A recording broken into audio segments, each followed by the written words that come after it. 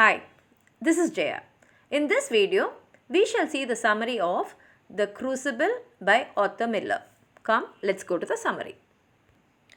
This play by Arthur Miller is based on a real historical event which happened in Salem, which is a place in Massachusetts in America. And the setting is in 1692. So, when you're seeing this play or when you're reading the play, you should understand that these events happened in 1692 and that is what he has made as a play. And we will start with Act 1. And in Act 1, we find Reverend Samuel Parris. He is staying with his daughter Betty and his niece Abigail, and his daughter Betty is sick now. And he is so worried about her health, and at that time only there is so much of rumors about witchcraft and many people are being tried for that. And his niece Abigail Williams is an orphan and her parents were killed in front of her itself by the Indians, and so she has come now to stay with her uncle. And why Reverend Parris is worried about his daughter is he has seen his daughter the previous day dancing in the woods with Abigail and Tituba, and this Tituba is a slave who has come from Barbados. So he thinks that his daughter Betty must be sick because of some witchcraft, and so he has asked Reverend Hale to come there, and this Reverend Hale is coming from Beverly and he is an expert in finding out the signs of supernatural. So he has asked him to come there, and the previous night Betty was dancing along with Abigail, Tituba and some of the local girls. And why he has a doubt about their dancing is when they were dancing, one girl was naked and Tituba was screeching gibberishly. He was not able to understand what she was saying, and so he goes and he questions Abigail about what they were doing the previous night, and Abigail does not answer him properly, but she knows that he has seen them dancing. And Parris also tells that Abigail is not a very good girl because she was working in John Proctor and Elizabeth Proctor's house.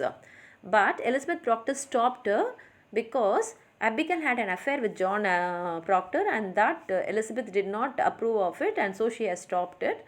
And Parris says that he knows about Elizabeth being a very nice person, and she herself could not tolerate Abigail means what a person Abigail must be, and he talks about immorality, and Abigail agrees to them dancing, but she does not agree to witchcraft, and she asks Samuel Parris not to blame her on witchcraft.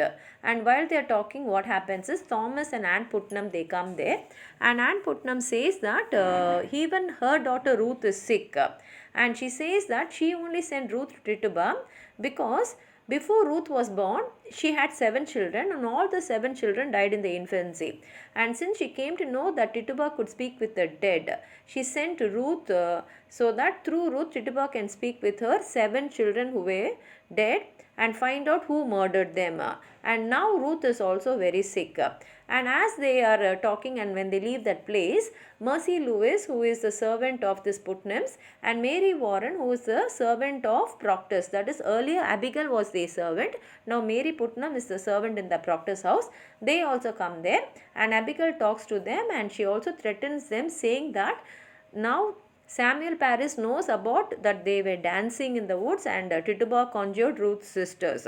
So they can accept only that. More than that, they should not say anything, and they also, being afraid of Abigail, agree to whatever she says. At that time, John Proctor comes there, and as soon as he comes, Abigail tries to be alone with him, and when she is alone with him, she says that Betty is sick not because of witchcraft but because of a general health only. And from their speech, we can understand that John and Abigail did have an affair, and that is the real reason why Elizabeth Proctor had stopped her from coming to work. And we also find that Abigail still has her fancy for John, but John is now a changed person and he sternly refuses Abigail. And as they are talking, Betty starts screaming because she can hear the people singing psalms. And Reverend Parris is shocked because he thinks that Betty cannot bear to hear the Lord's name, and that is why she is shouting. At that time, Giles Corey and Rebecca Nurse arrive there. Rebecca Nurse is an elderly person and a respected person in the locality, and she is a mother and also a grandmother. So she says that Betty's illness is only a childish phase which every child will cross, and so he need not worry about it, and definitely there is no witchcraft in it.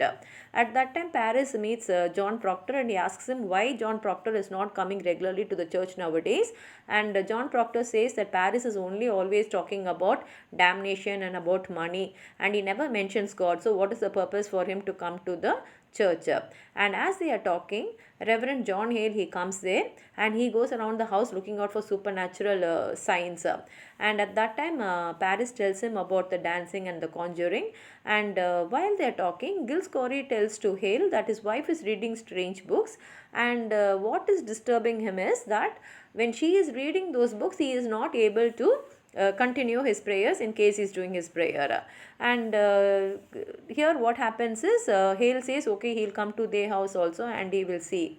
And here Hale calls Abigail and he questions her, and he asks her whether she has sold her soul to Lucifer. And Abigail finds out that she can only escape if she confesses. So she says that Tituba made Abigail and Betty to drink the blood of chicken, and Tituba has been sending spirits to her, and that spirit is making mischief, and that is why she is not able to do her prayers, and she keeps laughing when the prayers is taking place or when she goes to the church.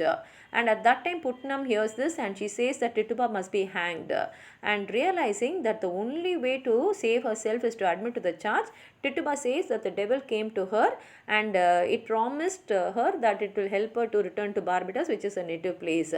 And when she is further questioned, she says that several women were with this devil, and she names many persons including Sarah Good and Sarah Osborne, and immediately each girl starts naming one by one person, and so many names come out in this case. And Reverend Hale is really surprised that so many people will be practicing witchcraft in this area. And then we find in Act 2, John Proctor comes home, and Elizabeth tells him that their servant Mary Warren has been appointed as the official of the court for witchcraft trials, and Elizabeth had told her not to go to the court, but Mary Warren did not listen to her. And Elizabeth also tells John that he must tell Ezekiel Chevier, who is the constable in the court, that Abigail has admitted that Betty's sickness has nothing to do with witchcraft. But John Proctor says that nobody will believe him, because when Abigail told this to him, he was alone with Abigail. And when Elizabeth listens that Abigail was alone with John Proctor, she gets disturbed because she knows that they had an affair earlier. At this time, Mary Warren comes back to the house, and the moment she comes, she gives Elizabeth a puppet, and she says that she made it in the court when she was waiting. And she also says that 39 people have been arrested, and since Sarah Osborne refused to confess, she will be hanged, and Sarah Good agreed and she confessed, so she is released. Hearing this, Proctor becomes angry and he shouts at Mary, and at that time Mary says that Elizabeth's name was also mentioned in the court, and she only saved us, saying that Elizabeth is a person who does a prayer regularly. At that time John Hale comes there, and he tells that the Proctors that Rebecca nurse also has been charged. And then he starts questioning Proctor about his church going habits, and he tells Proctor to tell the 10 commandments. And as John Proctor is telling the commandments, he is able to recollect only 9 commandments, and he forgets the 10th commandment.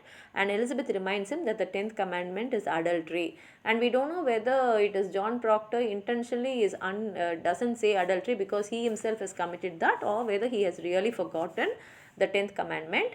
And Hale mentions to them that many people have confessed to witchcraft, and for this John Proctor says that if they do not confess, they will be hanged. So many of them have no other choice but to accept that they practiced witchcraft to escape from hanging.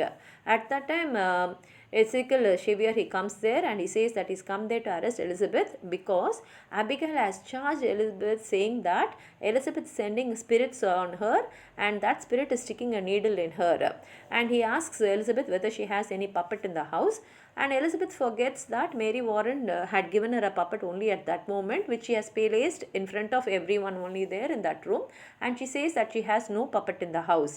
But Chevier finds a puppet, and in that puppet he finds a needle in it. At that time Mary Warren comes, and she says that she only made that puppet in that court that day, and maybe absent-mindedly she would have left the needle in that itself. And she says that Abigail was a witness there, and she was also seeing Mary Warren making that puppet. And Proctor tells Chevier that Abigail has wantedly blamed his wife, and he wants Elizabeth to die because he knows very well that Elizabeth will never tell the lie. So if she goes to the court, she will definitely not confess, and if she does not confess, the court will order her to be hanged. And Abigail wants only that, because if Elizabeth is murdered, that is if she is hanged, then she can continue her affair with John Proctor. So he understands what is the intention of Abigail. So he says to Xavier that he will not give his wife for vengeance, and he asks Mary to come to the court and say against Abigail, and that act ends there. And in Act 3, it happens in the Salem meeting house, which is now serving as the court, and Giles Corey and Francis Nurse, they come there, and they tell that Thomas Putnam is charging many people about witchcraft so that they can buy their land at a very cheap rate. That is, if they are hanged, means the government will take the land and they'll sell at a very rich, very less rate, which they can buy. They're buying a lot of lands. And he says that he did not mean anything when he said that his wife is reading strange books, but that has created a problem in his house. At that time, John Proctor comes along with Mary Warren there, and he says that Mary Warren never saw any spirits, and Danforth, who is the judge, he tells John Proctor that Elizabeth is pregnant. So even if she is testified, she can live for one more year till she delivers a baby. And Proctor presents a petition which is signed by 91 people attesting for the good character of Elizabeth Proctor, Rebecca Nurse, and also Martha Corey.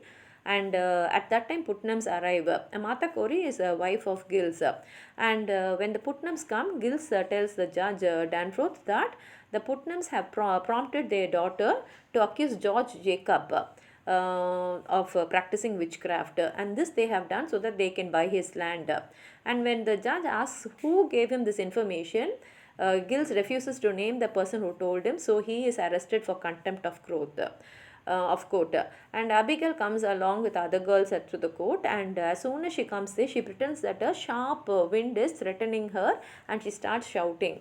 And Proctor understands that she's acting, so he grabs her hair and calls her a whore. And he knows very well that she's doing all this only to get Elizabeth into trouble, and thereby hang and get clear away from their path. So he finally admits to having an affair with Abigail. And when Judge Danforth hears this, he is shocked, and he says to bring Elizabeth there so that he can clear his doubt. And if in the court Elizabeth admits to firing Abigail because she had an affair with John, then Elizabeth will be released and Abigail will be arrested for murder. And Elizabeth comes there, and John is very he knows about his wife. He knows very well that she will never tell lies, and that is what he also tells in the court. But what happens is, Elizabeth, thinking that she is defending her husband and she does not want to degrade him in front of everyone, so she says that she fired Abigail only because she was not working well, that is because of her poor work habits. Hearing this, the Proctor cries out because he has never seen Elizabeth telling a lie. So he asks Elizabeth to tell the truth, but by then she has already told what she wanted to say to the court. And at that time, Abigail claims that Mary Warren is sending spirits to attack her, and this spirit is coming in the form of a bird. And now Mary Warren knows that Abigail is trying to put her in trouble. So she tells in the court that Proctor is also in league with the Satan, and he is also practicing witchcraft.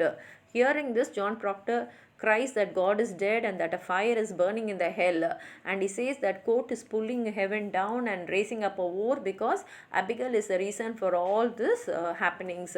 And the act ends there. And then we come to Act 4, which is the final act, and this happens after several months, and the scene is set in Salem jail cell.